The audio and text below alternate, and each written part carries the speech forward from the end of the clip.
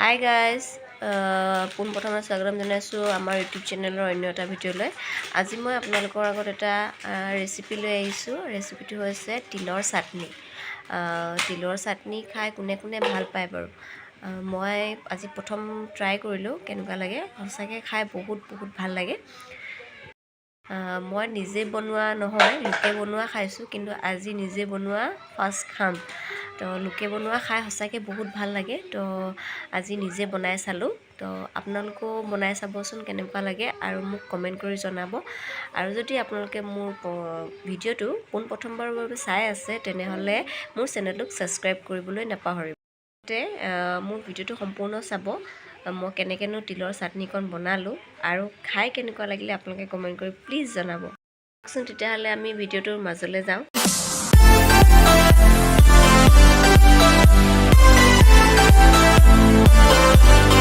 প্ৰথমতে মই তিলখিনি ধুই শুকুৱাই ল'লোঁ। শুকুৱাই পিনে এনেদৰে কেৰাহী এখনত ভাজিলোঁ।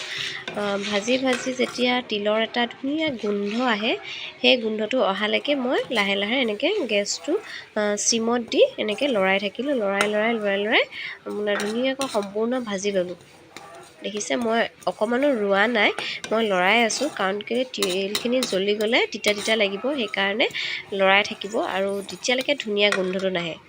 আহকচোন আৰু কি বস্তু লাগে চাওঁ। এই তিলখিনি মই ভাজি লোৱা হৈ গ'ল বাতিত। আপোনালোকে নিজৰ জোখ অনুযায়ী ল'ব। এয়া নিমখ, জলকীয়া, নহৰু 4 ফুটা, আদা আৰু চেনি অকণমান লৈছোঁ, আৰু একো নালাগে। আৰু যদি আপোনালোকে মোৰ লগত তাত এড কৰিব বিচাৰে, তেতিয়াহ'লে পদুনা, মান ধনিয়া যি এড কৰে কৰিব পাৰে। তাৰপিছত এয়া মই মিক্সাৰত ভৰাই ল'লোঁ। তিলখিনি ভৰোৱা হৈ গ'ল। তাৰপিছত যিখিনি বস্তু লাগে এটা এটাকৈ ভৰাই গ'লোঁ। এই নহৰু ভৰালোঁ, আদা, জলকীয়া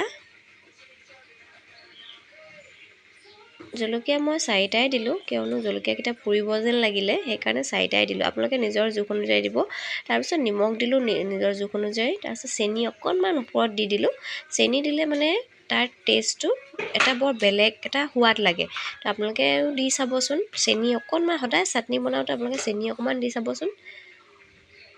তাৰপিছত মই পানী দিবলৈ পাহৰিছিলোঁ।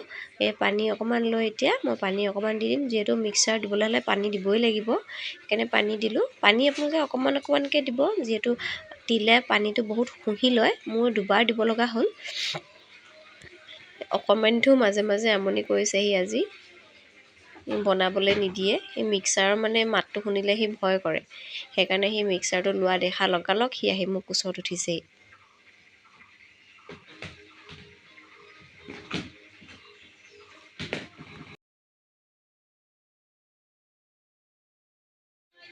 মিক্সাৰটো মৰা সময়ত সি মোৰ লগতে লাগিয়ে আছে, কিয়নো নহ'লে সি এনেই বাহিৰত টিভি চাই থাকে মাহঁতৰ লগত। কিন্তু মিক্সাৰটো লোৱা দেখাৰ লগে সি আহি মোৰ ওচৰ পালেহি আৰু লগে কোচত উঠিলে। আকৌ মাজে নামেও। এয়া মোৰ তিলৰ চাটনি হৈ গ'ল। এয়া দেখিছে। তাত আপোনালোকে অকণমান নেমু চেপি দিব। নেমু চেপি দিলে তাৰ সোৱাদটো বেলেগ হৈ যায়। আপোনালোকে এবাৰ বনাই চাবচোন। এয়া মোৰ হৈ গ'ল তিলৰ চাটনি। এতিয়া ভাতৰ লগত আপোনালোকে এবাৰ পৰিৱেশন।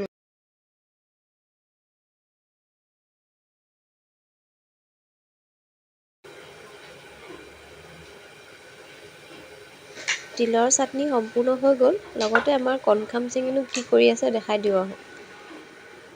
এইয়া দেখিছে, কণখাম চেঙি কি কৰি আছে। মই জাবৰখিনি গোটাই থৈছোঁ, সি আকৌ এডালকে উলিয়াই পেলাই আছে।